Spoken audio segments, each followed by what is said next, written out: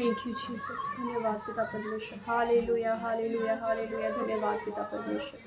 Thank you Jesus. आपका धन्यवाद करते हैं प्रभु। वेलकम करते हैं होली स्पिरिट। वेलकम करते हैं मेरे पिता परमेश्वर। लाइव स्ट्रीम पर आपका वेलकम करते हैं पिता परमेश्वर। आपका धन्यवाद करते हैं प्रभु। धन्यवाद करते हैं मेरे पिता परमेश्वर। पिता परमेश्वर, जहाँ आपका आत्मा वहाँ छुटकारा है मेरे खुदा। आप महान सर्वशक्तिमान परमेश्वर है, प्रभुओं के प्रभु है, राजाओं के राजा हैं मेरे खुदा। आपका वचन कहता है जहाँ 2 या 3 मेरे नाम से इकट्ठा होते हैं, मैं उनके बीच में मौजूद होता हूँ। मैं विश्वास करती हूँ प्रभु, आप हमारे बीच में मौजूद हैं। आपका तख्त हमारे बीच में लग चुका है मेरे खुदावन। पिता परमेश्वर, आज का वचन आपकी ओर से हो। हम पढ़े सुने और 100 गुना फलों को लेकर आए। कोई भी अंधकार की शक्ति हमारे फलों को हमसे चुराने न पाए। यीशु मसीह के नाम से मांगते हैं, आमीन आमीन आमीन। Thank you lord Jesus. आप thank you lord, thank you Jesus. धन्यवाद पिता परमेश्वर। Thank you Jesus. Hallelujah. Thank you Jesus. Thank you Jesus. Hallelujah. धन्यवाद पिता परमेश्वर। आपका धन्यवाद करते हैं प्रभु। Hallelujah hallelujah hallelujah hallelujah hallelujah. Thank you Jesus. धन्यवाद पिता परमेश्वर। Thank you Jesus. Thank you Jesus. Hallelujah hallelujah hallelujah. Thank you lord. आइए हम सब जो हैं वचन की ओर चलते हैं। और आज का वचन है मती 12 और इसकी 22 आयत को लेते हैं, जिसमें लिखा है, तब लोग एक अंधे गूंगे को जिसमें दुष्ट आत्मा थी उसके पास लाए और उसने उसे अच्छा किया और वह बोलने और देखने लगा। इस पर सब लोग चकित होकर कहने लगे, यह क्या दाऊद की संतान है? परंतु फारसियों ने यह सुनकर कहा, यह तो दुष्ट आत्मा के सरदार बलजुबल की सहायता के बिना दुष्ट आत्माओं को नहीं निकालता। उसने उनके मन की बात जानकर उनसे कहा, जिस किसी राज्य में फूट होती है वह उजड़ जाता है, और कोई नगर या घराना जिसमें फूट होती है बना ना रहेगा। और यदि शैतान ही शैतान को निकाले तो वह अपना ही विरोधी हो गया है, फिर उसका राज्य कैसे बना रहेगा? भला यदि मैं शैतान की सहायता से दुष्ट आत्माओं को निकालता हूं तो तुम्हारे वंश किसकी सहायता से निकालते हैं? इसलिए वह ही तुम्हारा न्याय करेगा। पर यदि मैं परमेश्वर के आत्मा की सहायता से दुष्ट आत्माओं को निकालता हूं तो परमेश्वर का राज्य तुम्हारे पास आ पहुंचा है। या कैसे कोई मनुष्य किसी बलवंत के घर में घुसकर उसका माल लूट सकता है, जब तक कि पहले वह उस बलवंत को बांध न ले, तब वह उसका घर लूट लेगा। जो मेरे साथ नहीं वह मेरे विरोध में है, और जो मेरे साथ नहीं बटोरता वह बिखेरता है। इसीलिए मैं तुमसे कहता हूँ कि मनुष्य का सब प्रकार का पाप और निंदा क्षमा की जाएगी, परंतु पवित्र आत्मा की निंदा क्षमा ना की जाएगी। जो कोई मनुष्य के पुत्र के विरोध में कोई बात कहेगा उसका यह अपराध क्षमा किया जाएगा, परंतु जो कोई पवित्र आत्मा के विरोध में कुछ कहेगा उसका अपराध ना तो इस लोक में और ना परलोक में क्षमा किया जाएगा। आमीन। Thank you Jesus. देखिए, बहुत ही सिंपल सी बात है। पहले तो सभी का वेलकम करते हैं। और जो है इस बहुत ही सिंपल सी बात है, जैसा कि आज हम देखते हैं, आज जो मसीह चल रहा है, जो भी हमारे आसपास जो भी हो रहा है, उसे देखते हुए हम ये कह सकते हैं कि ये कोई बड़ी बात नहीं है। जो भी कुछ हमारे आसपास मसीहों के विरोध में चल रही है, जो भी लोग मसीह का विरोध कर रहे हैं या मसीह लोगों का विरोध कर रहे हैं, जो लोग बाइबलों को जला रहे हैं, फेंक रहे हैं, फाड़ रहे हैं, जो लोग जो है अपमान कर रहे हैं, तो ये कोई बड़ी बात नहीं है। और इसको जलाने से, फेंक देने से या इसके विरोध में खड़े होने से कुछ नहीं होगा। सिर्फ हमें ये ध्यान रखना है कि अगर हम सच में परमेश्वर के के लोग हैं, अगर हम सच में परमेश्वर को मानने वाले लोग हैं, तो जो परमेश्वर को मानने वाले लोग होते हैं वो कभी भी ऐसा काम नहीं करते। वो कभी भी कोई ऐसा काम नहीं करेंगे जिससे लोगों का मन दुखी हो। वो कभी भी ऐसा कोई काम नहीं करेंगे जिससे कि हम एक दूसरे के बैरी बन बैठे, एक दूसरे को हम जो है विरोध की नज़र से देखें। तो सबसे मेन बात यही है कि परमेश्वर हमारा महान है, वो अति अति अति महान परमेश्वर है। जब उसके रहते हुए लोगों ने उस पर ऑब्जेक्शन उठाए, लोगों ने उसके ऊपर ताने कसे, लोगों ने उसको बुरा भला बोला, जब वो जिंदा था, वो जिंदा है, जिंदा था, लेकिन जब वो हमारे बीच में मौजूद था, जब तक उन्होंने अपनी सेवा की, हमारे बीच में रहे, तब भी लोगों ने ऐसे ही विरोध किया होगा। ऐसे ही जो आज आप देख सकते हो, छत्तीसगढ़ में देख सकते हो, इंडिया में कोई ऐसा कोना नहीं है मुझे लगता है जहाँ मसीह विरोध ना हो रहा हो। हर जगह मसीह विरोध हो रहा है, लोग जो है मसीहों को तंग कर रहे हैं। मैं आप लोगों को ये बताना चाहती हूँ कि ये कोई आम बात, ये कोई नॉर्मल बात नहीं है। ये एक बहुत ही साधारण सी और एक बहुत ही नॉर्मल बात है कि ये जो आज चल रहा है ये उस टाइम पे भी चला होगा जब यीशु मसीह रहे होंगे, जब यीशु मसीह धरती पर थे, उस टाइम पे भी ये सारी चीजें चली होंगी। ऐसे ही विरोध हुआ होगा, लोगों ने ऐसे ही विरोध किया होगा। और विरोध कौन करने वाले कौन रहे होंगे? ऐसे ही लोग जो आज विरोध कर रहे हैं, जो आज जो लोग विरोध कर रहे हैं मसीह का कि हाँ नहीं, ये जो है ये विदेशी परमेश्वर है, ये विदेश का भगवान है, विदेश का जो है वो ये परमेश्वर है, हम लोगों के यहाँ पर नहीं चलेगा, हम लोगों के यहाँ नहीं माना जाएगा, हम इसे नहीं रहने देंगे, हम इसके ग्रंथों को फाड़ देंगे, हम ऐसा कर देंगे। ये सारी चीजें उस टाइम पर भी रही होंगी जब परमेश्वर इस धरती पर थे, जब उन्होंने सेवकाई की। मुझे तो लगता है आज तो कुछ भी नहीं, उस टाइम पर इससे भी बहुत बहुत बहुत ज्यादा विरोध हुआ होगा। बहुत ज्यादा लोगों ने जो है उन्हें प्रताड़ित किया होगा, बहुत ज्यादा उन्हें ताड़नाएं दी होंगी, बहुत ज्यादा उन्हें भला और बुरा बोला होगा। बहुत से लोगों ने अच्छा बोला होगा, बहुत से लोगों ने बुरा बोला होगा।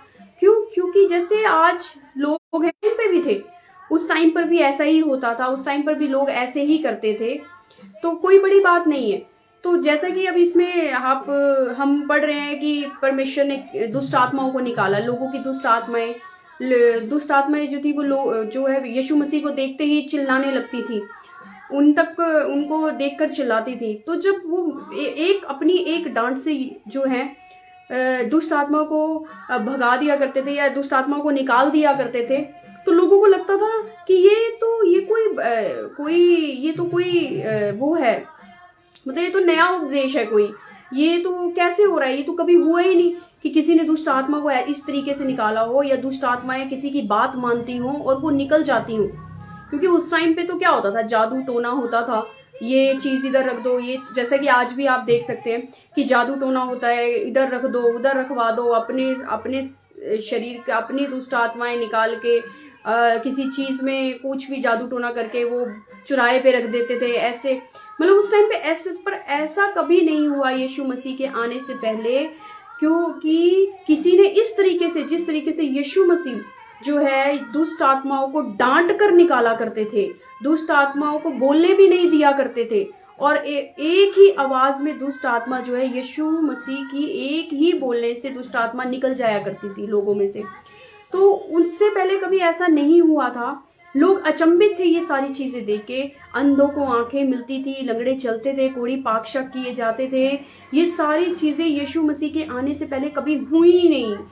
लोग टूने टोटकों में विश्वास किया करते थे। तो बड़ा अचंभित हो गए इन चीजों को देख के कि कैसे ये दुष्ट आत्माओं को एक ही आवाज से निकाल दिया करता है, एक ही डांट मारता है और वो ये निकल जाती हैं। तो यानी दुष्ट आत्माएं भी इसका कहना मानती है, यानी कि उनका कहने का मतलब था कि दुष्ट आत्मा जो है ये इसके अंदर भी दुष्ट आत्मा है, यानी यीशु मसीह के अंदर भी ही दुष्ट आत्मा है, कि क्योंकि वो दुष्ट आत्माओं को निकाल देता है, दुष्ट आत्माएं उसका कहना मानती हैं। लोग परेशान थे, हैरान थे कि ऐसा क्या है कि ये बोलता है और दुष्ट आत्माएं निकलती हैं, इसका मतलब इसके अंदर भी दुष्ट आत्माएं हैं। क्यों दुष्ट आत्माएं? क्योंकि ये भी दुष्ट आत्माएं इसका कहना मानती हैं, और कहना दुष्ट आत्माएं उसी का ही उन लोगों के दिमाग में था, माइंड में था कि दुष्ट आत्माएं उसी का कहना मानती हैं, जो जिसके अंदर खुद दुष्ट आत्मा होती है। पर ये यीशु मसीह कहते हैं ऐसा कैसे हो सकता है कि जिसके अंदर दुष्ट आत्मा हो और निकालने वाले के अंदर भी दुष्ट आत्मा हो, तो ऐसा कैसे हो सकता है कि एक ही जगह वही काम वो कर रही है, वही काम वो कर रही है, तो एक ही जगह शैतान ही शैतान को कैसे बाहर निकाल सकता है? वो कैसे ऐसा कर सकता है? आप खुद सोचिए कि कोई इंसान ऐसा नहीं हो सकता कि कोई भी इंसान इस तरीके से करे कि दुष्ट आत्मा वाला ही दुष्ट आत्मा को बाहर निकाल रहा है। तो यीशु मसीह उनको समझाने की कोशिश कर रहे हैं, जैसे कि इसमें लिखा है, जिस किसी राज्य में फूट होती है वह उजड़ जाता है। यानी कहीं पर भी अगर आप देखते हो लड़ाई झगड़ा होता है तो वो शहर का शहर उजड़ जाता है। जैसे यूक्रेन आप देखते हो, यूक्रेन में लड़ाई झगड़े हो रहे हैं, तो यूक्रेन पूरा उजड़ चुका है। फिर भी लड़ाई चल रही है, लेकिन यूक्रेन जो है वो पूरा बर्बाद हो चुका है, उजड़ चुका है। तो ऐसे ही वो इसमें लिखा है कि किसी राज्य में फूट होती है तो वह उजड़ जाता है, और कोई नगर या घराना उसमें फूट होती है बना नहीं रहेगा। यानी अगर किसी के घर में फूट पड़ती है, लड़ाई झगड़े होते हैं, तो वो बना नहीं रहता, उसमें मोट मुटाव रहता है ना। लोगों के दिल मिल नहीं पाते आपस में, परिवारों के दिल नहीं मिल पाते हैं, वो मन में कहीं ना कहीं वो मंशा रहती है। तो परमेश्वर यही कहना चाहते हैं, और यदि शैतान ही शैतान को निकाले तो वह अपना ही विरोधी हो जाएगा। तो ऐसा कैसे हो सकता है कि शैतान ही शैतान को निकाल रहा है? तो वो उस टाइम पे उनको समझाने की कोशिश कर रहे हैं कि ऐसा नहीं हो सकता कि शैतान ही शैतान को निकाल रहा है। तुम कह रहे हो कि मुझ में शैतान है, इसीलिए शैतान है वो मेरी बात मानते हैं और लोगों में से निकल जाते हैं। तो वो कहते हैं ऐसा नहीं हो सकता, शैतान ही शैतान का विरोधी कैसे हो सकता है? यानी उनका कहने का मतलब था कि तुम ये सोचते हो कि मुझ में शैतान है, तो मैं कैसे शैतान को निकाल सकता हूँ? शैतान ही शैतान का विरोधी कैसे हो सकता है?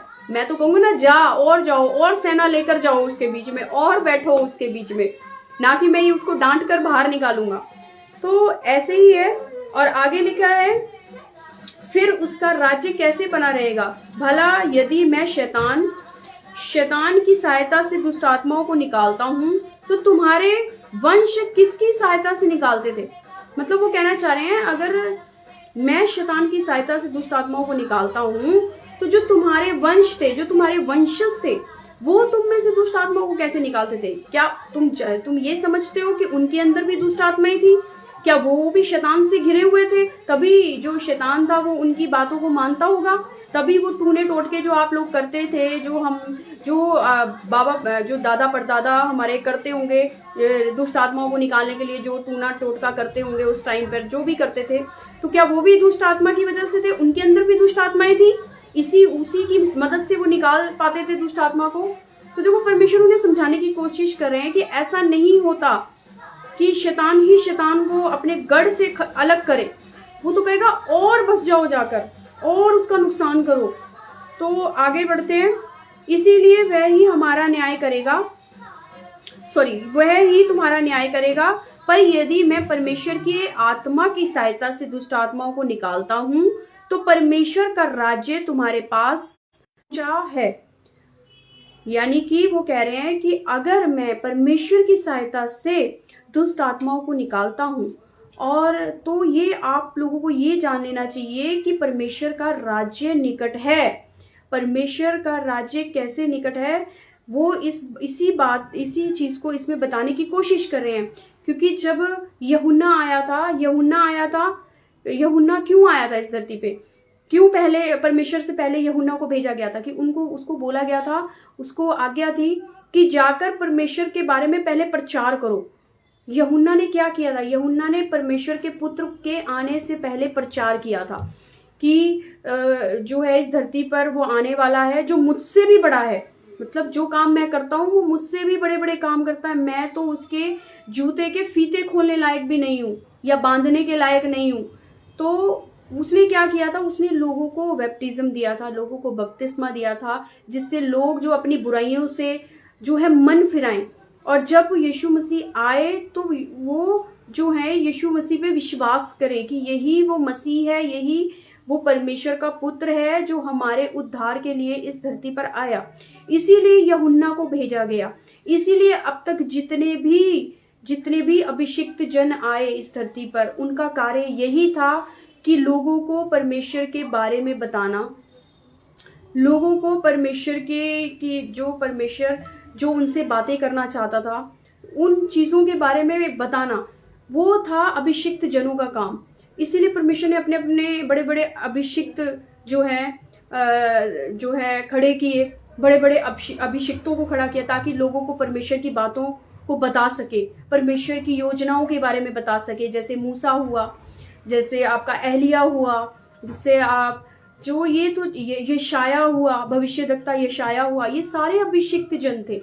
ये सब परमेश्वर की बातों को लोगों तक पहुंचाते थे, ताकि लोग उन बातों पर विश्वास करें और अपनी बुराइयों से मुड़े और परमेश्वर को आदर दे, मान दे, और माने कि एक ही मात्र परमेश्वर है इस धरती पर, जो इस धरती का करता है, जो हमें बनाने वाला है, जो इस धरती को बनाने वाला है, वो एक ही मात्र परमेश्वर है।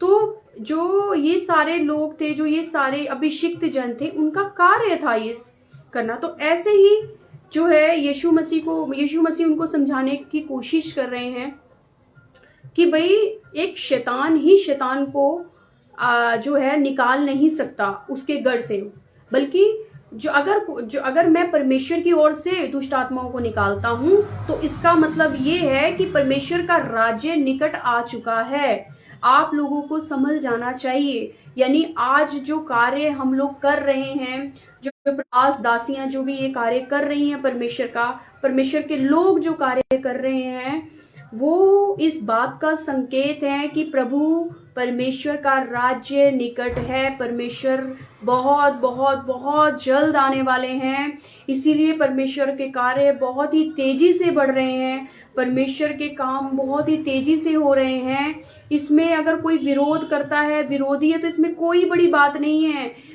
इसमें कोई जो बुरा मानने की बात नहीं है कि लोग बाइबलों को फाड़ रहे हैं, लोग बाइबलों से घृणा कर रहे हैं, मसीह लोगों से घृणा कर रहे हैं। ये कोई बड़ी बात नहीं है। उस टाइम पे भी हुआ था जब यीशु मसीह हमारे बीच में थे, जब यीशु मसीह ने बड़े बड़े चिन्ह और चमत्कार दिखाए, जब उन्होंने लोगों को अंधों को आंखें दी, अंधों को आंखें दी, लंगड़ों को चलाया। ये सारे काम परमेश्वर ने उस टाइम पर भी दिखाए, और लोगों ने विरोध पे विरोध किया उनका। अगर वो सब लोग यीशु मसीह की बातों को समझ जाते, वो परमेश्वर के पुत्र को जान जाते, तो विरोध होता ही नहीं। लेकिन ये होना था। क्यों? क्योंकि ये जरूरी था। देखो आज भी वही चल रहा है जो उस टाइम पर था।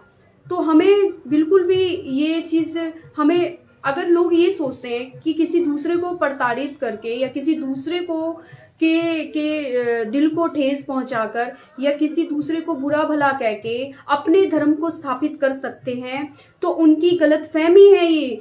क्योंकि जो हम सबका परमेश्वर है, वो ये नहीं चाहता कि जो है ऐसा कुछ भी हम लोग करें। यानी ऐसे हम एक दूसरे के विरोधी बनकर हम एक दूसरे को चेंज नहीं कर सकते, हम एक दूसरे के विरोधी बन ही नहीं सकते। हमारा परमेश्वर ऐसी इजाजत हमें देता ही नहीं है। अगर आपका परमेश्वर आपको ये इजाजत देता है, तो आपका परमेश्वर नहीं, वो आपका परमेश्वर नहीं, वो शैतान की योजना है।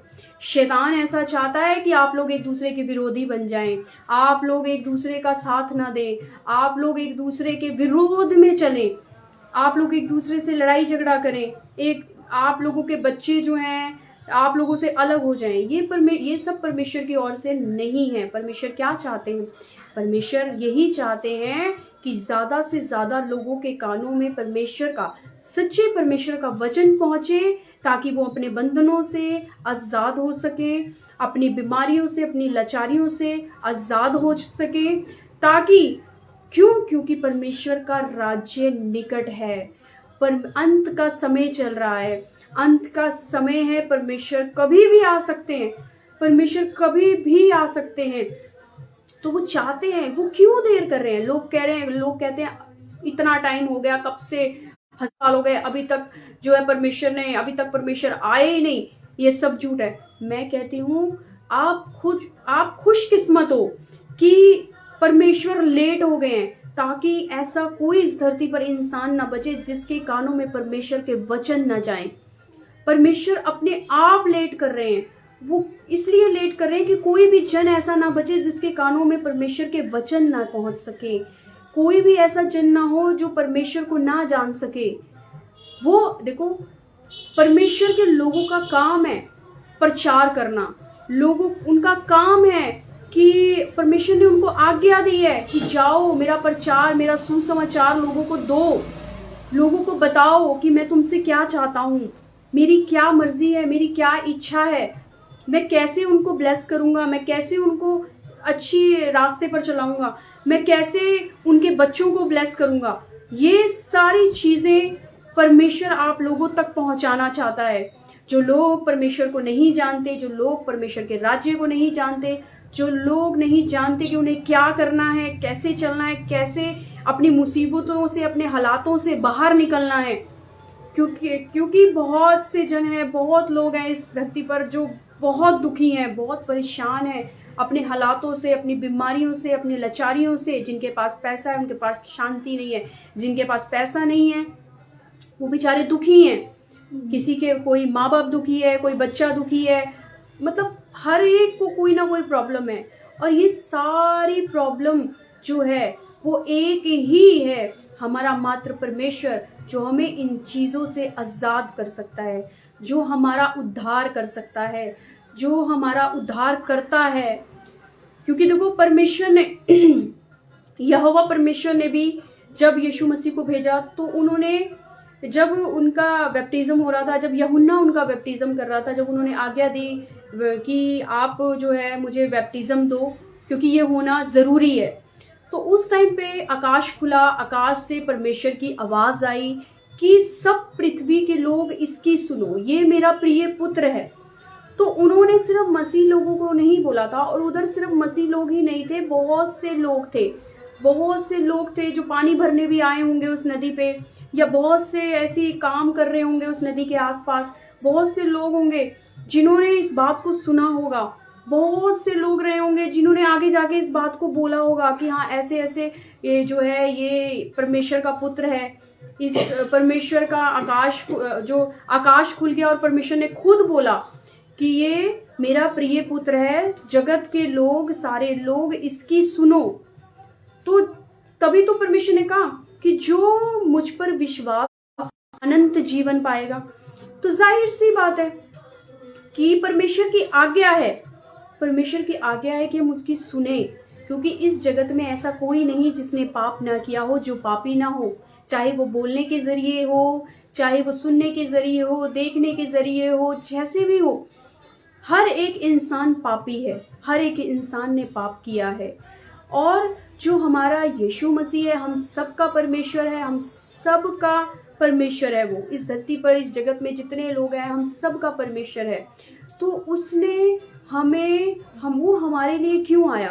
वो हमारे लिए आया हमें उद्धार देने के लिए, हमारे पापों से हमें फेरने के लिए। तो वो जो भी कार्य कर रहा था इस धरती पर आकर, उसने जो भी कार्य किए, मैं नहीं मानती कि आज दिन तक जितने आए और जितने गए, किसी ने ऐसा कभी काम किया होगा, ऐसा कार्य किया होगा कि किसी अंधे को आंख दी होगी, लंगड़े को चलाया होगा, मुर्दे को जिंदा किया होगा, है ना। तो ऐसा कोई नहीं इस धरती पे जिसने ऐसा काम किया हो। जितने भी आए, जितने भी गए, बहुत से लोग आए, बहुत से गए, वो चले गए, लेकिन एक यीशु मसीह ही था जिसने लोगों के लिए सोचा, जिसने संसारिक लोगों के लिए सोचा, जिसने ये सोचा कि हाँ इनको कैसे चंगा करना है, इनके हालातों से इन्हें कैसे बाहर निकालना है, कैसे ये लोग मुझ पर विश्वास करेंगे। तो देखो परमेश्वर ने कहा है कि जब तक तुम इस धरती पर मेरे चिन्ह और चमत्कार ना दिखाओगे, तब तक ये धरती के लोग तुम पर विश्वास ना करेंगे। तो ये जो चिन्ह और चमत्कार हैं, ये दिखाना उस टाइम पर जरूरी था, उस टाइम पर भी और आज भी। आज तो बहुत ज्यादा हो गया है, उस टाइम पर भी दिखाना जरूरी था। क्यों? क्योंकि लोग तभी आप पर विश्वास करेंगे जब आप उन्हें कुछ नया करके दिखाएंगे, कुछ अलग करके दिखाएंगे, कुछ ऐसा करके दिखाएंगे जो किसी ने किया ही ना हो। लोग वेट करते हैं इस चीज की, तभी लोग आप पर विश्वास करते हैं। अगर आप कुछ करके दिखाते हैं तभी लोग आप पर विश्वास करते हैं, ऐसे विश्वास नहीं करते हैं। इसका मतलब ये नहीं है कि आप जादू टोना करने लग जाओ इसका मतलब ये नहीं है, क्योंकि हमारा परमेश्वर जादू टोनों से नफरत करता है, वो घृणा करता है ऐसी चीजों से। जो लोग जादू टोना, इधर का उठा उधर रख दिया, चौराहे पे रखा है, ये कर दिया वो कर दिया, हमारा परमेश्वर, हम सबका परमेश्वर इन सब चीजों से घृणा करता है। और हमें ये सारी चीजें ना करनी चाहिए, ना करवानी चाहिए, क्योंकि अगर हम किसी के ऊपर ये चीज़ें करवाते हैं तो हमें ये देख लेना चाहिए कि जिसके ऊपर हम करवा रहे हैं वो भी परमेश्वर का बेटा और बेटी है, उसे भी परमेश्वर ने बनाया है। अगर आपको परमेश्वर ने बनाया है तो उन्हें भी परमेश्वर ने बनाया है। तो हमें कभी भी ऐसे कोई कार्य नहीं करने चाहिए जिससे हमारा परमेश्वर हमसे नाराज हो, उसे हमसे घृणा आने लगे, हमारे कामों से घृणा आने लगे। लेकिन आज वही चल रहा है, वही सब चल रहा है। क्यों यीशु मसीह को अपना स्वर्ग का राज्य छोड़कर धरती पर आना पड़ा? वो इसीलिए आना पड़ा ताकि हम लोगों को उद्धार दे सके, हमारा उद्धार कर सके। क्योंकि पृथ्वी पर ऐसा कोई भी नहीं जो स्वर्ग जाने लायक है। कोई भी ऐसा नहीं जो स्वर्ग जाने लायक है, और जो था कोई भी ऐसा नहीं था। लेकिन जैसे ही यीशु मसीह आए, उन्होंने 3.5 साल सेवकाई की। उन्होंने 3.5 साल में लोगों को बैप्टिज्म दिया, लोगों को सही रास्ता दिखाया, अपने वचनों पर चलाया, जो वचन थे उनके, उन पर चलाया, उनकी शिक्षा दी। और आज लाखों करोड़ों लोग, लाखों लोग मसीह को जानने वाले हैं, मसीह के उद्धार में हैं, जिनका उद्धार मसीह कर चुके हैं। तो बहुत से लोग हैं। इसीलिए हम लोग कहते हैं, बड़ी शान से कहते हैं मसीह लोग, कि हम स्वर्ग जाने के योग्य हो चुके हैं, हमारा नाम स्वर्ग में लिखा जा चुका है। क्यों? क्योंकि हम जान चुके हैं कि हमारा उद्धार हमारे परमेश्वर के जो अधीनगी में हमारा उद्धार हो चुका है, परमेश्वर हमारा उद्धार कर चुका है। तो आज हम पर स्टैंप लग चुकी है कि हम लोग स्वर्ग जाने के अधिकारी हो चुके हैं। क्यों? क्योंकि हमने अपने मसीह पर विश्वास किया, हमने यीशु मसीह पर विश्वास किया। और परमेश्वर कहते हैं जो मुझ पर विश्वास करेगा वो अनंत जीवन पाएगा, यहाँ भी और वहाँ भी। तो हम लोग अधिकारी हो चुके हैं स्वर्ग जाने के। लेकिन हमें ये मानना, हमें ये जानना ज़रूरी है कि जो आज हम मसीह लोगों के साथ हो रहा है, हमें उससे डरना नहीं है, हमें उससे डर के भागना नहीं है कि हो अगर हाँ उधर मसीह वो लोग मारने आ रहे हैं, वो लोग ऐसे मार देंगे, हमें ऐसा कर देंगे, वो मतलब हमें डरना नहीं है। अगर हमारे साथ परमेश्वर है तो हमें डरना नहीं है, हमें अपने हालातों से नहीं डरना है, हमें मजबूत बनना है परमेश्वर के वचन में। क्योंकि हो सकता है आने वाले टाइम में ये जो विरोधी लोग हैं वो बाइबलों को फाड़ दें, जला दें, आपके घरों से छीन ले, आपके घरों से बाइबलों को ले जाएं। कोई फर्क नहीं पड़ेगा, हम मसीह लोगों को कोई फर्क नहीं पड़ेगा, क्योंकि वचन तो हमारे अंदर हैं। अब वो वचनों को हमारे अंदर से कैसे निकालेंगे? परमेश्वर के वचनों को हमारे अंदर से तो निकाल ही नहीं सकते। वो हमारी बाइबलें फाड़ सकते हैं, वो हमें प्रताड़ित कर सकते हैं, मार सकते हैं, लेकिन वो हमारे परमेश्वर के वचन को हमारे अंदर से कैसे निकालेंगे? वो उस सामर्थ को जो परमेश्वर ने हमें दी है, उस सामर्थ से हमें अलग कैसे करेंगे? जो परमेश्वर ने हमारा उद्धार किया है, हमें उस उद्धार से अलग कैसे करेंगे? वो हमारा कुछ भी नहीं कर सकते। हाँ, हो सकता है कि हमारे शरीर को नुकसान पहुंचा सकते हैं, हमें मार सकते हैं, उससे क्या होगा? ये सब गलत है। अगर जितने जो लोग भी अगर मुझे सुन रहे हैं, ये सब गलत है। किसी को प्रताड़ित करके, किसी को मार के, किसी के धर्म ग्रंथ को जलाकर आप लोग अपनी महानता नहीं दिखा रहे हैं, बल्कि आप लोग परमेश्वर की नज़र में और घृणित होते जा रहे हैं, और घृणित होते जा रहे हैं। मुझे नहीं लगता कि कभी भी किसी भी मसीह लोगों ने या मसीह परिवारों ने या किसी दास ने या किसी दासी ने जो है कभी कोई ऐसा कदम उठाया हो या किसी दूसरे धर्म ग्रंथ को जलाया हो, फाड़ा हो या कुछ भी किया हो, क्योंकि हमें हमारा परमेश्वर ऐसा करना सिखाता ही नहीं है। और वो परमेश्वर जो महान है, स्वर्गों का राजा है, हम सब का राजा है, वो हमें ऐसे काम करना सिखाता ही नहीं है। वो सिखाता है हमें एक दूसरे से प्रेम करना।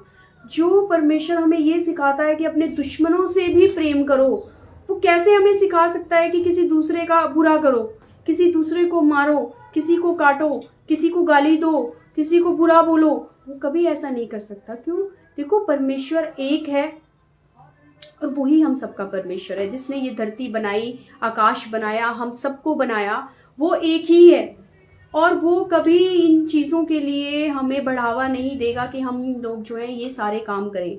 जैसा कि हम देखते हैं, पढ़ते हैं कि आज जो चल रहा है वो उस टाइम पर भी चलता जब मसीह हमारे बीच में था, जब यीशु मसीह हमारे बीच में था। तो ये सारी चीज़ें कोई बड़ी बात नहीं है, किसी को मारना और प्रताड़ित करना और ये सब, ये अगर ये लोग अपने आप को धर्मी समझते हैं तो ये गलत फहमी में है। क्योंकि किसी के भी ग्रंथ में ऐसा नहीं लिखा कि आप किसी को मारें, किसी के धर्म ग्रंथ को फाड़ दें या किसी भी चीज़ को आप कुछ नुकसान पहुंचाएं। आप जाते हैं, चर्चों में जाते हैं, चर्चों को तोड़ देते हैं, उनके परमेश्वर के भवन को सारा तहस नहस कर देते हैं। ये कोई बहादुरी का काम नहीं है। ये आप गलत फहमी में हैं, आप गलत हैं, आपकी जो भी शिक्षा है वो गलत है कि किसी के चीज़ों को तोड़ना फोड़ना और जो है जबरदस्ती किसी से कोई चीज़ करवाना। ये आप लोग देखिए, सबका अपना अपना नजरिया है, सबका अपना अपना धर्म है, जिसको जो अच्छा लगता है वो कर रहा है। हमारे परमेश्वर ने हमें प्रचार करने का अधिकार दिया है तो हम प्रचार कर रहे हैं। जो विश्वास करेगा वो अनंत जीवन पाएगा। जो विश्वास करेगा, विधान हमें कहता है कि हम प्रचार खुलकर कर सकते हैं। हमें कोई रोक टोक नहीं कर सकता। हमारा संविधान कहता है और संविधान से ऊपर कोई भी चीज नहीं है। तो कृपया करके कोई भी, अगर मुझे ऐसे लोग सुन रहे हैं तो कृपया करके मसीहों को सताना छोड़ दीजिए। मसीह लोग किसी को भी गलत नहीं बोलते हैं, बुरा नहीं बोलते हैं, किसी के लिए बुरा करते नहीं हैं, किसी से गलत व्यवहार नहीं करते हैं, कभी किसी के लिए गलत नहीं सोचते हैं। उनका हथियार सिर्फ उनके वचन है। अगर वो आपसे बात करेंगे तो वह वचनों के थ्रू करेंगे, वचनों के द्वारा करेंगे। वो अपने वचनों से कभी टलते ही नहीं है। जितने भी मसीह लोग हैं वो अपने परमेश्वर के वचनों को, अपने परमेश्वर की आज्ञाओं के अधीन रहकर चलते हैं, ना कि वो जो है वो ऐसी उनके पास कोई हथियार है। ना उनके पास कोई हथियार है, ना तलवार है, ना डंडे हैं, ना कुछ है। आप कभी भी देखोगे मसीह लोगों को, आप जो है सिर्फ एक बाइबल के साथ देखोगे। वो एक बाइबल के साथ कहीं भी चले जाते हैं, खुलेआम चले जाते हैं। कोई मारे तो मारता रहे, कोई पीटे तो पीटता रहे। हमने तो परमेश्वर के वचन देने हैं। जो वचन मानेगा वो अनंत जीवन पाएगा। जो वचन मानेगा वो अनंत जीवन पाएगा। तो जाहिर सी बात है, जो हमारे परमेश्वर ने हमें काम दिया है, आप लोग मारो पीटो जो मर्जी करो, वो हमने करना है तो करना है। मसीह लोग करते हैं और करते रहेंगे। तो इसमें आप लोग भी करिए। देखिए, जो लोग अपने अपने धर्म का प्रचार करना चाहते हैं वो करिए, आप लोग भी करिए। आप लोग भी जाइए, लोगों में अपने श्लोक बोलिए, अपनी जो भी आपके ग्रंथ हैं उनको आप जाके घर घर जाके उनका प्रचार करिए। आपको कोई मनाही नहीं है। आप हमारे पास आओगे तो हम भी आपके सुनेंगे, हम आपके सुनेंगे तो आपको भी हम अपने बारे में बताएंगे। जाहिर सी बात है ना, हम भी आपकी सुनेंगे और आपको भी हम अपनी सुनाएंगे कि परमेश्वर, हमारा परमेश्वर कैसा है। आप भी बताइए कि हाँ, आपके परमेश्वर ने क्या क्या काम किए। हम भी बताएंगे हमारे परमेश्वर ने कैसे क्या क्या काम किए। फिर वो आपकी इच्छा है, आपको क्या सही लगता है, क्या गलत लगता है। किसी पर हम कोई चीज थोप थोड़ी ना सकते, कोई कह थोड़ी ना सकते कि हाँ भाई तुम पर हमने थोप दिया कि हाँ भाई नहीं, तुम्हें तो ये करना पड़ेगा। नहीं, आपकी मर्जी है, आप उसे अपनाएं या ना अपनाएं।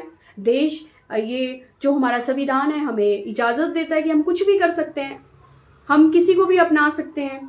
देखो, एक अच्छे शिक्षक को हर कोई अपनाना चाहता है। अगर आपकी शिक्षा अच्छी है तो हर कोई आपको अपनाएगा। हर कोई चाहता है कि हमें, हमारे बच्चों को अच्छी शिक्षा मिले। अगर हमारे बच्चों को अच्छी शिक्षा नहीं मिल रही है तो हम जाहिर सी बात है दूसरी जगह जाएंगे। क्यों? क्योंकि हम चाहेंगे कि हमारे बच्चे को अच्छी से अच्छी शिक्षा मिले। हम एक अच्छा टीचर ढूंढते हैं अपने बच्चों के लिए। क्यों ढूंढते हैं? ताकि हमारे बच्चों को अच्छी से अच्छी शिक्षा मिले, हमारे बच्चे अच्छी शिक्षाओं पर चले। हम इसलिए अच्छे शिक्षक ढूंढते हैं, हम इसीलिए टीचर्स ढूंढते हैं, अच्छे अच्छे टीचर्स ढूंढते हैं जिनकी क्वालिफिकेशन अच्छी हो, जो अच्छा पढ़ाते हो, जो स्टडी में अच्छे हो। हम ऐसे टीचर को ढूंढते हैं। तो ऐसे ही परमेश्वर है, जहां हमें अच्छी शिक्षा मिलेगी हम वहां जाएंगे। हमें क्या लेना देना किसने क्या किया, किसने क्या नहीं किया, किसने क्या। हम चाहते हैं कि आज क्या हो रहा है हमारे जीवन में, हम आज कैसे हैं। आज हम इतना सब कुछ करने के बाद भी हर चीज करने के बाद भी आज हम दुखी क्यों हैं? क्या कारण है? क्या सच में हमारे परमेश्वर ने हमें धरती पर दुखी होने के लिए भेजा है? क्या सच में हमारे परमेश्वर ने हमें जो है घिसने के लिए भेजा है कि बस तुम काम करते जाओ करते जाओ करते जाओ और फिर एक दिन मर जाओ? नहीं, हमारे परमेश्वर ने इसलिए इस धरती पर हमें नहीं भेजा है। परमेश्वर ने अपनी योजनाओं के साथ हमें धरती पर भेजा है। तो हमें इस धरती पर अपनी परमेश्वर की योजनाओं को पूरा करना है।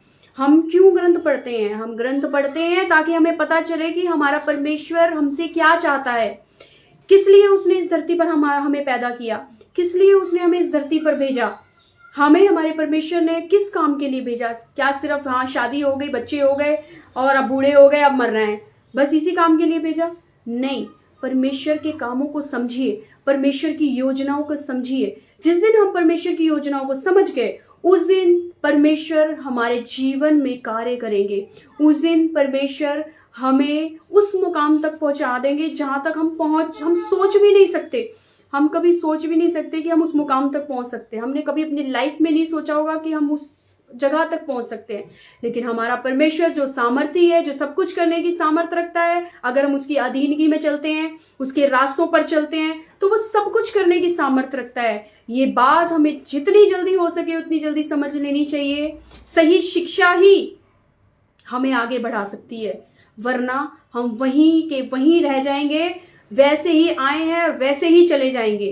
कुछ नहीं किया, कुछ नहीं करेंगे और कुछ नहीं कर सकते, बस यही रह जाएगा हमारी लाइफ में। अगर हम सच में मसीह हैं और हम परमेश्वर को जानना चाहते हैं, अगर हम और भी हैं जो मसीह हैं, जो परमेश्वर के वचनों को जानना चाहते हैं, सुनना चाहते हैं, तो मैं तो कहती हूँ हर एक इंसान को एक बार बाइबल पढ़ लेनी चाहिए। किसी भी ग्रंथ को पढ़ने में कोई हर्ज नहीं है। मैं कहती हूँ कोई हर्ज नहीं है। इवन हमारे कॉलेजों में स्पेशल हमारे कॉलेजों में सब्जेक्ट होते हैं, तो हमें पढ़ने में क्या जा रहा है? हमें एक बार पढ़नी चाहिए कि लोग जो इतना विरोध कर रहे हैं, जो लोग इतना मसीहों का विरोध कर रहे हैं, तो उसका कारण क्या है? क्यों विरोध हो रहा है? क्यों मसीह लोगों का इतना विरोध किया जा रहा है? वो भी तो हमारी तरह इंसान है, वो भी तो हमारी तरह चलते हैं फिरते हैं, उनका घर है, परिवार है। आप लोग जाते हैं, घुस जाते हैं, धारना शुरू कर देते हैं, उनको चर्चों में घुस जाते हैं, उनके प्रार्थना भवन में घुस जाते हैं, मारते हैं, चीजों को तोड़ते फोड़ते। कहाँ, कौन सिखाता है आप लोगों को ऐसा? मैं तो उन लोगों के लिए कह रही हूँ जो लोग ऐसा करते हैं, कौन सिखाता है आप लोगों को? मैं तो कहती हूँ ऐसा कोई धर्म नहीं जो ये सिखाता हो कि मार धाड़ करो। क्यों नहीं समझ पाते आप लोग? क्यों आप अनजान बने रह जाते हैं? क्यों नहीं समझ पाते कि जो ये लोग कर रहे हैं वो गलत है? मैं तो कहती हूँ मसीहों को नहीं बल्कि और लोगों को भी, जितने भी लोग हैं उन लोगों को उनका विरोध करना चाहिए कि भाई आप लोग ऐसा क्यों कर रहे हैं? क्यों हमारे धर्म को बदनाम कर रहे हो? क्यों उन लोगों को सता रहे हो? सबका अपना अपना अधिकार है, सबके अपने अपने धर्म है, सबका अपना अपना काम है, करने दो। जिसको अच्छा लगेगा वो अपनाएगा, जिसको अच्छा नहीं लगेगा वो नहीं अपनाएगा। और आज की डेट में तो अच्छे टीचर की किसको जरूरत नहीं है। सबको एक अच्छा टीचर चाहिए अपने बच्चों को अच्छी एजुकेशन देने के लिए, एक अच्छी शिक्षा देने के लिए। आज हमारे बच्चे क्यों कमजोर हैं? आज हमारे बच्चे क्यों कमजोर रह जाते हैं? क्योंकि शिक्षा अच्छी नहीं है। अगर शिक्षा अच्छी होती तो हमारे बच्चे कभी कमजोर ही नहीं होते। क्यों? क्योंकि आज शिक्षा कमजोर है तो हमारे बच्चे भी कमजोर हैं। आज आप अपने आसपास देखिए, आपके बच्चों के साथ क्या हो रहा है, कैसे वो इस संसारिक माहौल में ढलते जा रहे हैं, कैसे वो जो है वही काम कर रहे हैं जो उन लोगों को नहीं करना चाहिए। वही फोन, वही टीवी, वही गलत चीजें देखना, गलत चीजें सुनना और गंदगी में चलना, गंदे सोसाइटी में बैठना, गलत लोगों के बीच में बैठना, वही तो कर रहे हैं ना। क्यों कर रहे हैं? क्योंकि शिक्षा मेन है। शिक्षा सही नहीं है। हमारे बच्चों को शिक्षा नहीं मिल रही है, वो टीचर सही नहीं मिल रहा है। जिस दिन हमारे बच्चों को टीचर सही मिल जाएगा उस दिन ना वो नशे करेंगे, ना वो गलत काम करेंगे, ना वो गलत काम करेंगे और ना ही गलत रास्ते पे चलेंगे। क्यों? क्योंकि उनकी शिक्षा जो है वो राइट वे में जाएगी, उनका रास्ता सही हो जाएगा। उनका जो रास्ता है, जो वो भटक चुके हैं, उस रास्ते पर वो सही तरीके से चलेंगे। तो ये सारी चीजें हमारे जो परमेश्वर है उनकी अधीनगी में रहकर हमें करनी है। बहुत से लोग हैं, बहुत सी चीजें हैं। मैं यही बात कहूंगी कि उस टाइम पर भी परमेश्वर का विरोध हुआ, आज हो रहा है तो कोई बड़ी बात नहीं है। तो आप लोग ना घबराएं, ना डरें और कोई भी ऐसा फैसला ना ले जिससे कि जो है आप परमेश्वर की नज़र में घृणित लोग बन जाएं, घृणित हो जाएं। हमें इन संसारिक लोगों की बातों को इग्नोर करते हुए, इन संसारिक लोगों की बातों को इग्नोर करना है। हमें जितना हो सके हमें इग्नोर करना है। क्यों? क्योंकि हमें सही शिक्षा की ज़रूरत है। और आप लोग अच्छी तरह जानते हैं, आप लोग बहुत समझदार हैं कि हर एक इंसान, इस धरती पर जितने भी लोग हैं सब पापी हैं, सब ने पाप किया है, चाहे वो कोई भी है। तो हमें सही शिक्षा की ज़रूरत है। जब तक हमें सही शिक्षा नहीं मिलेगी, जब तक हमारे बच्चों को अच्छा टीचर नहीं मिलेगा, तब तक हमारे बच्चे भटके रहेंगे और हम कुछ भी नहीं कर पाएंगे। हम माँ बाप सिर्फ देखते रहेंगे और कोसते रहेंगे अपने आप को कि हमने कैसे बच्चों को जन्म दिया। इससे अच्छा तो ये ना होते तो बढ़िया थे। मैंने बहुत से लोगों के मुंह से सुना है, हमारे बच्चे हमारे लिए ये नहीं करते, वो नहीं करते, हमारा कहना नहीं मानते, हमारी बातों पर नहीं चलते। वो क्यों है? वो इसलिए है क्योंकि सही शिक्षा नहीं है। जब हमारे बच्चों के पास सही शिक्षा होगी, जब परमेश्वर का भय हमारे बच्चों के मन में होगा, तो वो कभी भी गलत रास्ते पे नहीं चलेंगे। वो कभी भी गलत चीज़ों को नहीं अपनाएंगे। क्यों? क्योंकि उनके मन में भय होगा, उनके मन में डर होगा कि नहीं, अगर हम कोई भी गलत काम करेंगे तो हमें परमेश्वर देख रहा है, हमें वो परमेश्वर देख रहा है। तो आप समझदार हैं, समझ सकते हैं कि मैं क्या बोलने की कोशिश कर रही हूं, कि सही शिक्षा ही, ये बच्चों पे डिपेंड नहीं करता, ये माँ बाप पर भी डिपेंड करता है कि आपकी शिक्षा कैसी है। आप अपने बच्चों को तभी शिक्षा दे पाएंगे जब आपकी शिक्षा अच्छी होगी। आपको पहले सुधरना पड़ेगा, आपको पहले परमेश्वर के सही रास्तों पर जाना पड़ेगा, चलना पड़ेगा। आपको परमेश्वर के सही रास्ते पर चलना पड़ेगा, तभी आपके बच्चे भी उस रास्ते पर चलेंगे। क्योंकि जैसा आपको देखेंगे वैसा ही वो करेंगे। अगर आप सही परमेश्वर के हाथ में लग चुके हैं और सही शिक्षा है आपकी, तो जाहिर सी बात है कि आपके बच्चे भी उसी अधीनगी में चलेंगे, आपके बच्चे भी सही रास्ते पर चलेंगे, आपके बच्चे भी उसी मुकाम पर पहुंचेंगे जिस मुकाम पर आप दूसरे लोगों को जाते हुए देखते हैं कि हाँ भाई वो तो वहां चला गया, हम यहीं रह गए। तो वो तभी होगा जब हम सही शिक्षा पा सके। और वो सही शिक्षा कहाँ मिलेगी, कैसे मिलेगी, किसके पास है, ये ढूंढना आपका काम है, ये ढूंढना माँ बाप का काम है। क्योंकि माँ बाप ही हैं जो बच्चों के लिए सही टीचर ढूंढते हैं। माँ बाप ही हैं जो ये डिसाइड करते हैं कि हमारे बच्चे के लिए क्या सही और क्या गलत है। अगर माँ बाप ही गलत शिक्षा के शिकार हैं तो डेफिनेटली बात है कि बच्चे तो गलत शिक्षा में जाएंगे ही जाएंगे। फिर आप ये उम्मीद मत रखिए कि आगे आने वाले टाइम में जब आपका बुढ़ापा आएगा, जब आप काम काज नहीं कर पाएंगे, तो आपके बच्चे आपका साथ देंगे। बल्कि वो ये कहेंगे कि जो आपने कमाया है वो भी हमें दे दो, जो आपके पास है वो भी हमें दे दो, हमें चाहिए।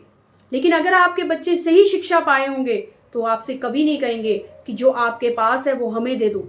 वो कहेंगे कि हम अपने बलबूते पे कमाएंगे, हम अपने बलबूते पे आगे बढ़ेंगे, हम अपने माँ बाप के सर पर नहीं, हम अपने बलबूते पे आगे बढ़ेंगे। जैसे हमारे माँ बाप बढ़े, जैसे हमारे माँ बाप ने काम किया, जैसे हमारे माँ बाप ने परमेश्वर की अधीनगी में रह के काम किया, परमेश्वर के डर में रह के काम किया, ऐसे ही हम भी करेंगे।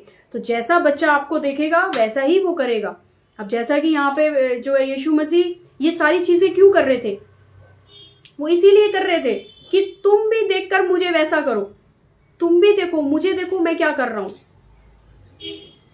पर लोग समझ नहीं पाते थे, उनके जो भी दृष्टांत वो बोलते थे, जो भी वो वचन बोलते थे, समझ नहीं पाते थे। क्यों? तो वो समझाने की कोशिश करते थे कि समझो, ऐसा आज से पहले कभी नहीं हुआ कि किसी ने अंधे को आंखें दी हो, लंगड़े चले हो, कोढ़ी पाकशाक हुए हो। वो क्यों जरूरत पड़ती थी उनको ये सब करने की? वो परमेश्वर थे, वो उनको क्या जरूरत थी लंगड़ों को चलाने की, अंधों को दिखाने की? ऐसे तो कहीं आए और कहीं चले भी गए। लेकिन उन्होंने ऐसा क्यों किया? उन्होंने ऐसा इसीलिए किया क्योंकि ये सब करना जरूरी था। उन्होंने हमें भी आज्ञा दी। उन्होंने कहा कि जब तक तुम धरती पर चिन्ह और चमत्कार नहीं दिखाओगे, तो ये जो संसारिक लोग हैं ये तुम पर विश्वास नहीं करेंगे। तो ये चीज़ें ज़रूरी हैं। अगर जो लोग कहते हैं नहीं चिन्ह और चमत्कार कोई ज़रूरी नहीं है, हमारा परमेश्वर कोई ज़रूरी नहीं है, आप चिन्ह और चमत्कार करो, लेकिन आप किस वे में कर रहे हो ये देखो। अगर आप ये सोच रहे हो आप चिन्ह और चमत्कार आपको पैसा मिल जाए, आपको गाड़ी मिल जाए, आपको ये मिल जाए, आपको वो मिल जाए करके कर रहे हो, तो ये गलत है। आप वो करिए जो आपके परमेश्वर ने किया, जो यीशु मसीह ने किया। लंगड़ों को चलाया, अंधों को आंखें दी, कोढ़ी पाक शाक हुए। आप लोगों को ये सब करने हैं, जबकि हमारे परमेश्वर ने हमें ये भी कहा है कि जो मैंने काम इस धरती पर रहकर किए तुम मुझसे भी बड़े बड़े काम करोगे। मैं कहती हूँ हम सब कुछ कर सकते हैं, उसकी सामर्थ्य में, उसके महाअभिषेक में हम सब कुछ कर सकते हैं। ऐसा कोई काम नहीं जो हम नहीं कर सकते, लेकिन हमें देखना पड़ेगा हम किस वे में कर रहे हैं। हमारे परमेश्वर को, हमारे जो परमेश्वर को क्या चीज पसंद है, किस लिए हमें जो कार्य हम कर रहे हैं वो किस लिए कर रहे हैं। अगर हम भी वो कार्य उन्हीं लोगों की तरह कर रहे हैं तो हम में और उन लोगों में कोई फर्क नहीं है। हम में और उन लोगों में कोई फर्क नहीं है। हमारा काम है लोगों के लिए प्रार्थना करना, उनका उद्धार करना परमेश्वर के हाथ में है। उनको किस चीज की जरूरत है, किस रास्ते पर, किस चीज के लिए परमेश्वर ने जो है, परमेश्वर उनको भवन में लेकर आया, वो परमेश्वर का काम है। हमारा काम है करना, उनको सही शिक्षा देना, उनको सही वचनों के बारे में ज्ञान देना, उनको प्रार्थना करना सिखाना। ये परमेश्वर ने हमें काम सौंपा है। और उसके बाद जो प्रार्थना हम लोग करते हैं, जो भी प्रार्थना हमारी होती है उन लोगों के प्रति, उस पर कार्य करना वो पवित्र आत्मा का काम है, वो परमेश्वर का काम है कि उसे किस तरीके से हील करेगा, उसको किस चीज की जरूरत है, उसे किस तरीके से उसे देनी है, कब देनी है, इसका जो भी फैसला है वो परमेश्वर करते हैं। वो परमेश्वर करते हैं, इसलिए हमें परमेश्वर के अधीनगी में रहकर काम करना है। अगर हम किसी के लिए प्रार्थना कर रहे हैं तो परमेश्वर की अधीनगी में रहकर करनी है। अगर हम किसी के लिए कुछ भी बोल रहे हैं, कोई भी भविष्यवाणी कर रहे हैं, तो परमेश्वर की अधीनगी में रहकर करना है। ये नहीं कि एक भविष्यवाणी परमेश्वर तो कह रहा है एक भविष्यवाणी बोल, लेकिन हम तो 10-10 20-20 भविष्यवाणी कर रहे हैं। पता चल रहा है उसमें से सिर्फ एक ही सफल हुई, बाकी सब फेल हो गई। तो हमें ऐसा भी नहीं करना है, तो उतावला नहीं हो जाना है। हमें हर चीज परमेश्वर की अधीनगी में रहकर, हर चीज परमेश्वर के डर में बने रहकर हमें वो सारे काम करने हैं। तो परमेश्वर जो है बहुत महान है। आपकी जो भी जरूरतें हैं वो परमेश्वर जानते हैं। परमेश्वर सब कुछ जानते हैं कि आपको कब किस चीज की जरूरत है और कब कौन सी चीज आपको देनी है। हो सकता है जो चीज आप मांग रहे हो परमेश्वर उस टाइम आपको ना दे, क्योंकि उस टाइम परमेश्वर की नजरों में, आपकी नजरों में वो चीज आपके लिए जरूरी हो सकती है, लेकिन परमेश्वर की नजरों में अभी वो चीज आपके लिए जरूरी नहीं है, तो परमेश्वर नहीं देंगे। क्यों? क्योंकि वो आपकी नहीं सुनेंगे। वो उनको पता है कि आपको किस चीज की जरूरत है, लेकिन जो है परमेश्वर उस टाइम पर जिस चीज की आपको जरूरत है वही आपको मुहैया करवाएंगे। अगर आपको उस टाइम पर खाने की जरूरत है तो परमेश्वर खाने का ही इंतजाम करेगा, ना कि आप मांग रहे हो, आपको भूख की नहीं पड़ी, आपको पड़ी है परमेश्वर ये दे दो मुझे, वो दे दो मुझे, ये दे दो। आप भूखा है, आपका पेट भूखा है, आपको नहीं पता चल रहा है, लेकिन परमेश्वर को पता चल रहा है कि अभी इसको एनर्जी की जरूरत है, इसे एनर्जी देनी है। अभी इसे इन चीजों की जरूरत नहीं है जो ये मांग रहा है, अभी इसको एनर्जी की जरूरत है। जिंदा रहेगा तभी वो चीज हासिल कर पाएगा, जब जिंदा ही नहीं रहेगा तो क्या करेगा। तो परमेश्वर अपने अकॉर्डिंग चलते हैं। परमेश्वर का अपना नजरिया है देखने का, चलाने का, लोगों को अपना नजरिया है, वो हमारे अकॉर्डिंग नहीं चलता।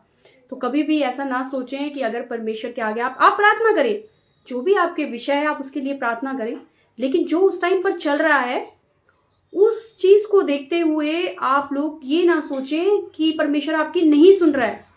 परमेश्वर आपकी सुन रहा है, आप जो मांग रहे हैं वो भी आपको मिलेगा, लेकिन वक्त है। परमेश्वर ने इस धरती पर समय ठहराया है, हर एक चीज का समय ठहराया है।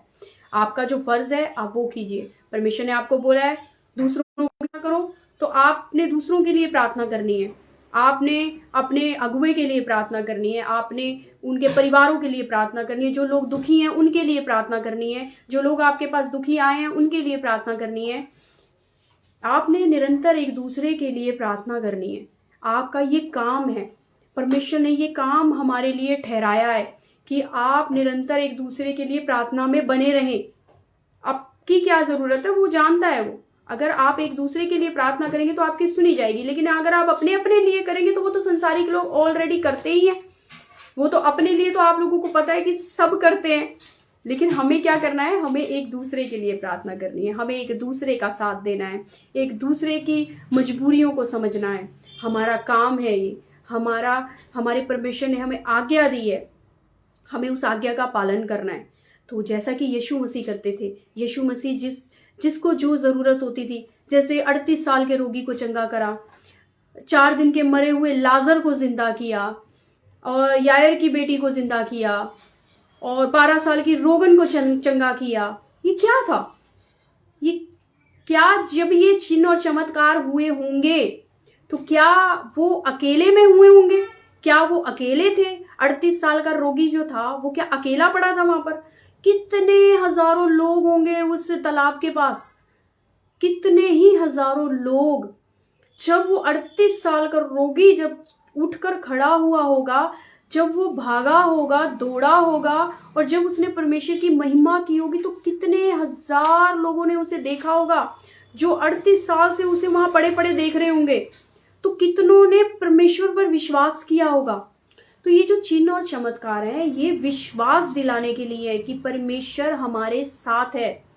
तो हमें भी ये सोचना चाहिए, जब ये चिन्ह और चमत्कार होते हैं तो हमें किसकी महिमा करनी है? क्या हमें अपने पास्टर की महिमा करनी है? नहीं, हमें उस परमेश्वर की महिमा करनी है कि परमेश्वर तेरा धन्यवाद जो तूने हमारे लिए ऐसा अगुवा भेजा, जो हमारे लिए प्रार्थना करता है। तुम्हें उस परमेश्वर का धन्यवाद करना है, उस राजाओं के राजा का धन्यवाद करना है, और आपको अपने जो अगुवे हैं उनके लिए प्रार्थना करनी है, उनके लिए अभिषेक मांगना है, उनके लिए महाअभिषेक मांगना है। परमेश्वर जिस तरह आप इस धरती पर महाअभिषेक लेकर आए, उसी तरह अपने दासों को और बढ़ाएं और महाअभिषेक से भरे, हर दिन महाअभिषेक से भरे। आप लोगों का भी इसमें रोल है। ये नहीं कि सिर्फ आप लोग अपने अगुवे से प्रार्थना करवा रहे हैं और बस घर में जाके आराम से सो जा रहे हैं। नहीं, आप लोगों का फर्ज है कि आप अपने अगुवे के लिए प्रार्थना करें, ताकि जब परमेश्वर उसे अभिषेक दे, महाअभिषेक दे, तो वो आप पर ट्रांसफर करे और आपके हालात है, जो भी आपके हालात है, वो सब हालात आपके जो है खत्म हो जाए, दूर हो जाएं, और आप एक अच्छी जिंदगी जी सके। ये हम लोगों के काम है। इसीलिए परमेश्वर ने कहा निरंतर एक दूसरे के लिए प्रार्थना में लगे रहें, वरना आपका अगुवा तो आपके लिए प्रार्थना कर ही रहा है, उसमें कोई बड़ी बात नहीं है, वो उसका तो काम है, उसको तो परमेश्वर ने दिया है कि तुझे प्रार्थना करनी है। लेकिन आप लोगों का भी फर्ज है कि आप उनके प्रति प्रार्थना करें। यीशु मसीह के 12 चेले थे, वो क्यों बनाए? क्या जरूरत थी 12 चेलों की? वो इसीलिए ताकि जब यीशु मसीह उठा लिए जाएं, जिंदा धरती से उठा लिए जाएं, तो वो उनका जो आगे का कार्य है वो करे, वो संभाले। वो 12 चेलों ने कितने लाखों चेले बना दिए, कितने लाखों आज इस पूरी पृथ्वी पर भरे हुए हैं, कितने लाखों लोग परमेश्वर का वचन सुना रहे हैं, लोगों को हील कर रहे हैं, लोगों को चिन्ह और चमत्कार दिखा रहे हैं। वो परमेश्वर का ग्रेस उन लोगों पर है, और हर एक जन महाअभिषेक में, क्योंकि हमारा जो याजक आया है, जो हमारा यीशु मसीह है, वो महासामर्थी है, महायाजक है। जैसा कि मैं हर बार कहती हूँ कि हमारा जो परमेश्वर है, जो यीशु मसीह है, वो महायाजक है। वो याजक नहीं है, वो महायाजक है, वो महासामर्थी है, वो महाअभिषेक के साथ आया, तभी इस धरती पर टिक सका। इस धरती पर उसने अपने काम खत्म किए, और उसके बाद वो मारा गया, गाड़ा गया, और उसने दिखा दिया जिंदा होकर दिखाया कि देखो मेरे ही हाथ में मृत्यु और मेरे ही हाथ में जीवन है।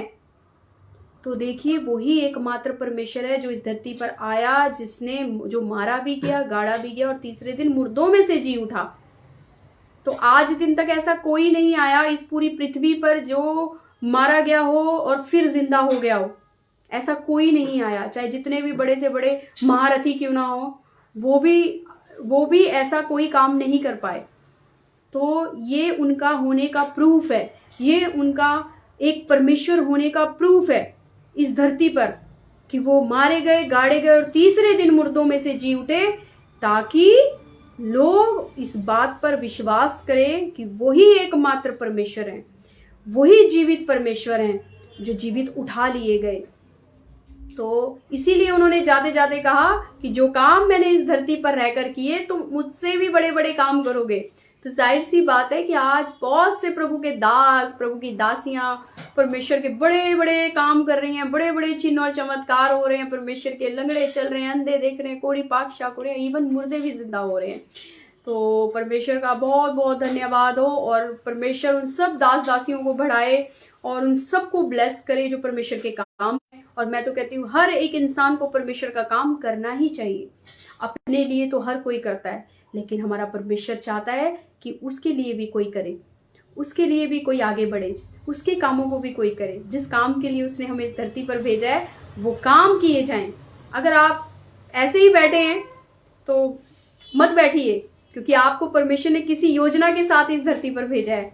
तो उस योजना को पूरा कीजिए और लोगों तक परमेश्वर का सुसमाचार पहुंचाएं, ताकि जब वो आपके मुंह से जब वो लोग वचनों को सुने तो उनके हालात चंगे हो। क्योंकि देखिए परमेश्वर का वचन ही है जो लोगों को उनकी मुसीबतों से आजाद करता है। परमेश्वर का वचन ही है जो उनकी बीमारियों से, उनके हालातों से बाहर निकालता है। हो सकता है कि आप किसी को परमेश्वर का वचन सुनाएं और वो उसके घर के हालात चेंज हो जाएं। हो सकता है आप किसी को वचन सुनाएं तो हो सकता है किसी बीमार को, कोई बीमार हो और वो अपने बेड से उठ जाए। हो सकता है 15 साल का बीमार हो, 30 साल के बीमार हो, बेड पे पड़े हैं, हो सकता है आपके वचन सुनाने से जो है वो हील हो जाए। तो देखिए परमेश्वर का काम, जिस चीज़ के लिए परमेश्वर ने भेजा है उस काम को करें। हम सब मसीह लोग हैं, हमारा जो अधिकार है, हमारा जो उन अधिकारों को हम यूज़ करें जो परमेश्वर ने बाइबल में हमें अधिकार दिए हैं, शैतान को निकालने के, शैतान को डांटने के, उन सब अधिकारों का यूज़ करें और लोगों के पास जाके लोगों को परमेश्वर का वचन सुनाएं, जिससे कि उनके हालात सही हो सके और वो परमेश्वर पर विश्वास कर सके। हमारा काम है कि लोग परमेश्वर पर विश्वास करें, लोग जान सकें कि सही शिक्षा क्या है, सही मायने में सही परमेश्वर कौन है। हमारा काम ये है। जो उस चीज़ पर विश्वास करेगा वो अनंत जीवन पाएगा, जो नहीं करेगा तो उनकी इच्छा। पर हमारा जो काम है हमें करना है। जैसे मैं कर रही हूँ लाइव पर आकर, मैं कर रही हूँ लोगों में जाकर, जैसा मैं कर रही हूँ आप भी करिए। आप भी लोगों का वचन सुनाइए, लोगों को वचन सुनाइए परमेश्वर का। और हो सकता है कि जब आप वचन सुनाएं तो परमेश्वर आपसे इतने खुश हो जाए कि परमेश्वर आप महाभिषेक से भरे, परमेश्वर आपको आपके वचन सुनाने से लोग हील हो। तो कोशिश करिए, कोशिश करना बहुत ज़रूरी है। अपने अगवे के अंडर रहिए। आपका जो भी अगवा है, आपने जिसे अपना अगवा माना है, उनके अंडर रहिए, उनके अधीनगी में रहिए, उनकी बातों को सुनिए, वो क्या कह रहे हैं। सही और गलत का फैसला आपने करना है कि कौन सी शिक्षा सही है और कौन सी शिक्षा गलत है। परमेश्वर ने हम सबको बुद्धि दी है, हमें उस बुद्धि का यूज करना है। बाइबल में है और कौन बाइबल से बाहर है, इस सब का आप अच्छे से प्रयोग करना जानते हैं। और आप सब लोग जानते हैं कि क्या सही है आपके लिए, आपके परिवारों के लिए, और क्या आगे आपके लिए सही है, ये सब आप लोग जानते हैं। तो परमेश्वर आप सबको ब्लेस करे इन वचनों के द्वारा, परमेश्वर आपको बढ़ाए। और जितने भी लोग इस वीडियो को सुने, मेरा उनसे रिक्वेस्ट है कि इस वीडियो को शेयर करें, ताकि लोग जो है परमेश्वर के प्रचार को सुन सके। क्योंकि जो लोग शेयर करते हैं वो लोग भी ब्लेस होते हैं, क्योंकि आप जो है परमेश्वर का प्रचार लोगों तक पहुंचा रहे हैं। बेशक आप नहीं बोल सकते या आप नहीं सुना सकते, लेकिन आप शेयर कर रहे हैं। अगर आप शेयर करें, आपको बात अच्छी लग रही है, परमेश्वर की अधीनगी में लग रही है, परमेश्वर का वचन अच्छा लग रहा है, तो जाहिर सी बात है अच्छी शिक्षा हर किसी तक पहुंचनी बहुत जरूरी है। और ये आपका काम है। अगर आप इस धरती के वासी हैं, अगर आप सच में परमेश्वर को मानने वाले हैं, तो आपका जो अधिकार है, जो आपका काम है, आप उसे बहुत ही ईमानदारी के साथ कीजिए। तो जो लोग भी जो है इस लाइव स्ट्रीम के बाद जो है वचन को सुने और वो आगे शेयर करें, कमेंट करें। अगर आपको कुछ अच्छी बात लगती है या कुछ और जानना है तो आप कमेंट कर सकते हैं। और आप लाइक कर सकते हैं, सब्सक्राइब कर सकते हैं। तो बहुत बहुत धन्यवाद आप सब लोगों का। और मैं कहती हूँ आप लोग सब ब्लेस हैं। जितने लोग परमेश्वर का वचन सुन रहे हैं वो सब ब्लेस हैं। आइए अब हम प्रार्थना में चलते हैं। हे पिता परमेश्वर, जितने भी लोग लाइव स्ट्रीम में मेरे खुदावन, वो सब लोग ब्लेस हो जाएं यीशु मसीह के नाम से। वो सब लोग आपके नाम को जानने पाए प्रभु, आपके रस्तों पर चलने पाए पिता परमेश्वर। आपका महाअभिषेक एक एक के घर में जाए मेरे पिता परमेश्वर। एक एक जन ब्लेस हो जाए मेरे पिता परमेश्वर। जिसके पास जॉब नहीं है उसे जॉब मिले मेरे प्रभु। जिसके घर में कोई बीमार है वो बीमार चंगा हो जाए यीशु मसीह के नाम से। जो लोग मेरे पिता परमेश्वर व्हील चेयर पे हैं वो व्हील चेयर से खड़े हो जाएं यीशु मसीह के नाम से।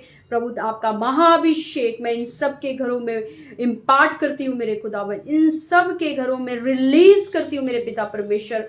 हे पिता परमेश्वर, जो महाअभिषेक आपने मुझे दिया मेरे खुदावन, वो महाअभिषेक मैं इनके घरों पर रिलीज करती हूँ मेरे खुदावन। आपके स्वर्गदूत इनके घरों में जाएं मेरे प्रभु जी, और इनके हालातों को चंगा करें मेरे पिता परमेश्वर। जो दुष्ट आत्माओं से ग्रसित है मेरे खुदावन, उनकी दुष्ट आत्माएं जाती रहे यीशु मसीह के नाम से। महाअभिषेक की सामर्थ को मैं रिलीज करती हूँ पिता परमेश्वर।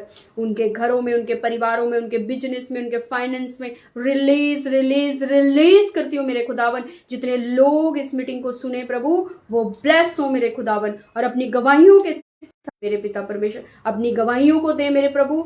मैं उन सब के लिए प्रार्थना करती हूँ जिन लोगों के पास, जिन बहनों के पास जो है बच्चे नहीं है, उन सब के गर्भ खुल जाए यीशु मसीह के नाम से। इसी महीने, इसी हफ्ते मेरे पिता परमेश्वर वो प्रेग्नेंट होने पाए प्रभु। आपका महाअभिषेक उनके गर्भ पर मैं रिलीज करती हूँ मेरे पिता परमेश्वर। उनके गर्भ पर रिलीज करती हूँ मेरे खुदावन। जितने लोगों के पास संतानें नहीं है, बच्चे नहीं है, बेबीज नहीं है मेरे खुदावन, वो सब ब्लेस हो जाए यीशु मसीह के नाम से। उनके गर्भ खुल जाए यीशु मसीह के नाम से। आपका महाअभिषेक इम्पार्ट करती हूँ मेरे पिता परमेश्वर उनके गर्भ में मेरे पिता परमेश्वर। यीशु मसीह के नाम से मांगते हैं, आमीन आमीन आमीन। God bless you all. आप सब लोग ब्लेस हैं, आप सब लोग ब्लेस हैं, और महाअभिषेक में आप सब लोगों का स्वागत है। आप सब लोग ब्लेस हैं यीशु मसीह की हजूरी में, और वचनों में बने रहें, परमेश्वर के वचनों में बने रहें, और लोगों तक परमेश्वर के वचन पहुंचाते रहें। आप सब लोग महाअभिषेक में आप लोगों सबका स्वागत है, सब लोगों का स्वागत है, और सब लोग महाअभिषेक में बने रहें। महाअभिषेक को जाने, आप जाने कि आपका यीशु मसीह कौन सा अभिषेक लेकर आए थे, वो कैसे इस धरती पर आए थे, वो कैसे जो है इतने बड़े बड़े उन्होंने चिन्ह और चमत्कार दिखाए। क्या वो सिर्फ अभिषेक के साथ आए थे? नहीं, वो महाअभिषेक के साथ आए थे। मैं यही कहूंगी कि आप सब लोग ब्लेस हैं। परमेश्वर आपको ब्लेस करे, आपके घरों में महाअभिषेक जाए, और आपके जितने भी रुके हुए काम है वो सब बन जाए यीशु मसीह के नाम से। आप महान महान महान परमेश्वर की अधीनगी में बने रहें। आप सब लोग ब्लेस है। प्रभु आपको ब्लेस करे, ब्लेस करे, ब्लेस करे यीशु मसीह के नाम से। आप ब्लेस हो जाए यीशु मसीह के नाम से। महाअभिषेक आपके घर में जाए, आपके बच्चों में जाए, आपकी वाइफ में, हस्बैंड में जाए, आपके बिजनेस में जाए, आपके जो है जॉब में जाए। यीशु मसीह के नाम से मांगते हैं, आमीन। थैंक यू लॉर्ड जीसस, धन्यवाद। अगले हफ्ते फिर मिलते हैं इसी समय, और जरूर आए और परमेश्वर का वचन सुने, और आप जो है परमेश्वर के वचनों को सुने, और सही और गलत का फैसला करें। सही शिक्षा और गलत शिक्षा का फैसला आपके हाथ में। तो गॉड ब्लेस यू। आप सब लोग ब्लेस हैं। Okay, thank you Lord.